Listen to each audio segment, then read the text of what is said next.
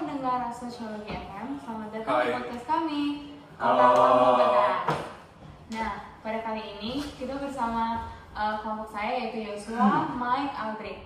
Nah, pada hari ini kita akan ngobrol nih tentang masa depan Indonesia di tahun 2050. Nah, dimana kota udah super canggih dan juga pusat-pusat kehidupannya udah mulai modern. Nah, Yosua, apa sih yang bikin kota-kota begitu istimewa? Oke, Aloy. Mari kita mulai dengan tren besar urbanisasi di Indonesia. Itu orang-orang berbondong-bondong pindah dari desa ke kota. Bayangin aja, menurut BPS atau pada tahun 2020, 56% penduduk Indonesia sudah tinggal di di perkotaan dan diproyeksikan jadi 68% pada 2030. Contohnya saja, banyak orang dari desa di Jawa Tengah atau NTB pindah ke Jakarta atau Surabaya buat mencari nafkah dan supaya mencari pendidikan juga lebih baik. Betul itu ya, bener banget itu. Bener banget itu. Nah, urbanisasi itu juga bikin kota-kota besar seperti Jakarta dan Surabaya. Nah, itu berkembang jadi megapolitan. Oke, Jakarta itu misalnya nggak cuma kota, tapi kawasan Jabodetabek yang super padat itu, super padat. Terus Surabaya juga jadi pusat perdagangan di Jawa Timur. Tapi ini gak cuma kayak soal gedung-gedung tinggi gitu, tapi teknologi digital juga itu mengubah wajah kota. Kayak menurut lu, Aldric, ceritain dong soal teknologi ini. Oke, jadi gue bakal ceritain nih soal teknologi digital ini. Nah, teknologi digital adalah kunci di balik kota pintar atau smart city. Misalnya, proyek Ibu Kota Nusantara atau yang kita biasa sering dengar itu IKN. Nah, di Kalimantan dirancang dengan kota pintar dengan teknologi yang canggih.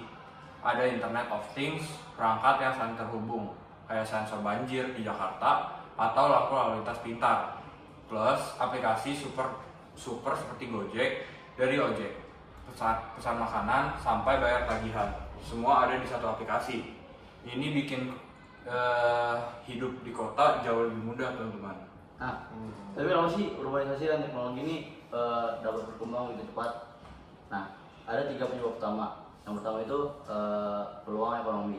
Di kota menawarkan pekerjaan dengan gaji yang lebih tinggi, sekitar di sektor jasa atau industri. Yang kedua, kemajuan teknologi, jaringan 5G, AI, dan aplikasi super bikin kota lebih efisien.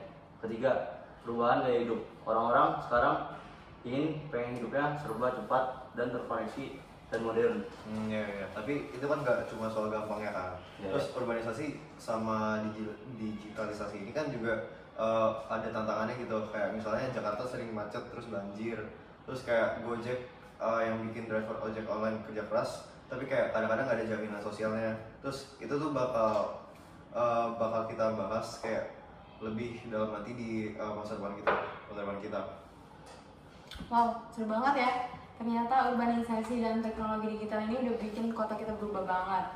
Tapi ada sisi positif dan negatifnya juga pendengar. Jadi stay tune, karena selanjutnya kita bakal prediksi seperti apa Indonesia di tahun 2050 ke depannya. Nah, jadi kita akan membahas urbanisasi teknologi digital yang selanjutnya yang berubah cepat. Sekarang kita masuk ke bagian inti nih. Apa arti dari tren buat hidup kita dan seperti apa Indonesia di tahun 2050? Nah, Yosua, kita mulai analisis dulu nih, trennya dulu. Oke, Aloy, mari kita bedah tren urbanisasi dan digitalisasi ini. Urbanisasi ini meningkatkan efisiensi hidup. Bayangin, di kota seperti Jakarta atau Surabaya, akses transportasi jadi lebih gampang dengan adanya MRT dan ojek online.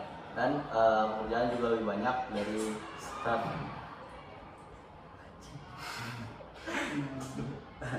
startup ekonomi, startup teknologi sampai industri besar.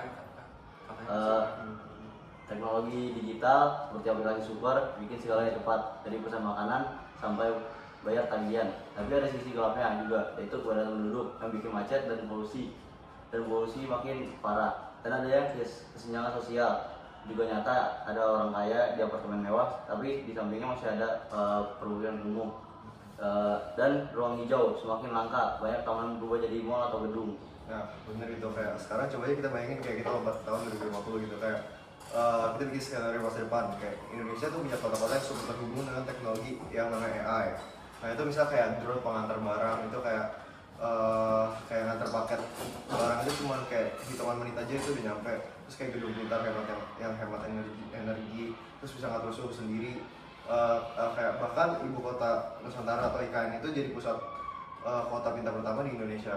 Nah tapi ada twistnya nih, kayak desa hampir punah.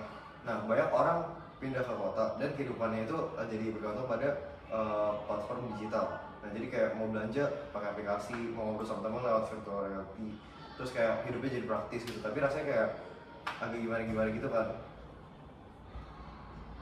Iya sih Mike, cuman itu kan ngebawa kita ke dampak sosial nih. Nah kita jabarin dulu nih, positifnya itu kota super terhubung ini bisa bikin hidup yang efisien banget nih. Tapi akses informasinya cepat, misalnya data cuaca atau lalu lintas langsung masuk ke ponsel kita. Inovasi teknologi ini juga luar biasa. Bayangin nih, kita di rumah sakit dengan dokter robot yang diagnosa penyakit kita pakai AI. Tapi ada sisi negatifnya nih, kesenjangan sosial makin lebar. Orang kaya ini punya akses ke teknologi yang canggih. Tapi gimana sama orang miskin? Orang miskin ini bisa menjadi terjebaknya di permukiman yang kumuh tanpa akses internet yang bagus.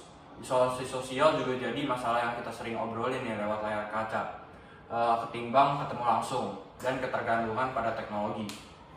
Kalau server down, chaos. Plus identitas lokal mulai menghilang. Budaya tradisional kayak tari daerah atau pasar tradisional makin tergeser oleh gaya hidup yang digital. Wah seru ya, tapi emang menyeramkan banget. Jadi kita kasih gambaran visual dulu nih, biar pendengar kita bakal kebayang gimana bentuknya. Nah, Jakarta tahun 2050 ini seperti gedung pencakar langit megah dengan lampu neon di panel-panel surya. Nah, dikendalikan oleh AI. Drone juga berterbangan antar paket ke rumah-rumah warga. Tapi di sudut kota, kita bisa masih melihat ada pemukiman kumuh di pinggir-pinggir kali, penuh sesak, tanpa teknologi canggih, tanpa internet. Nah, ini nunjukin ketimpangan sosial ekonomi yang masih kita lihat sampai saat ini. Bayangkan nih, di satu sisi ada cafe virtual reality di mana orang-orang masih jualan sate di pinggir jalan, tapi pasar tradisional udah digusur buat mall. Nah, itu berbeda yang awal ya. Globalisasi dan digitalisasi ini kayak pedang bermata dua. Kita dapat kenyamanan, tapi juga dapat risiko kehilangan sisi manusiawi dan budaya kita. Misalnya, kalau semua pindah ke kota dan desa kosong, apa jadi tradisi lokal seperti upacara adat? Atau kalau kita cuma ngobrol lewat aplikasi, apa kita masih bisa ngerasain hangatnya ngumpul bareng kayak keluarga? Nah itu benar juga soal teknologi itu kalau itu terlalu bergantung kayak apa yang terjadi kalau misalnya kayak sistemnya tuh nge-crash gitu. Kayak bayangin aja Jakarta tanpa internet sehari-hari, kayak sehari aja kayak semuanya bakal berhenti kan. Kayak ini tuh bikin kita harus mikir kayak teknologi tuh alat, kayak cuman alat, tapi bukan mengganti kehidupan kita gitu. Kayak hidup kita diganti oleh teknologi. Ya makanya kita harus cari keseimbangan. Jadi kota masa depan tuh harus lebih inklusif.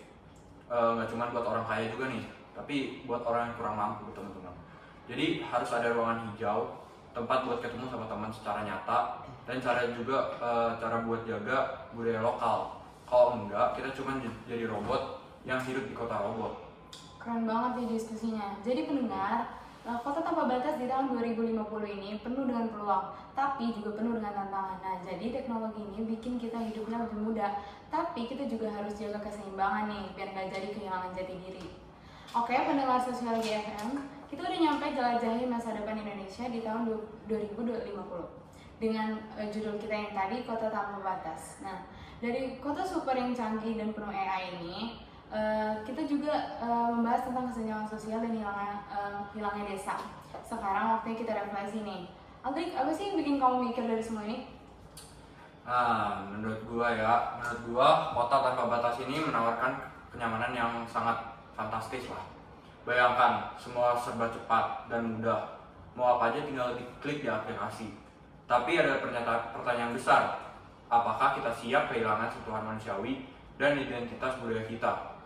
Kalau kita cuma ngobrol lewat layar HP atau lupa tradisi lokal seperti pasar tradisional, apa jadinya kita sebagai masyarakat Indonesia? Bener banget, Drik. Gue juga mikir kalau teknologi itu keren. Tapi kalau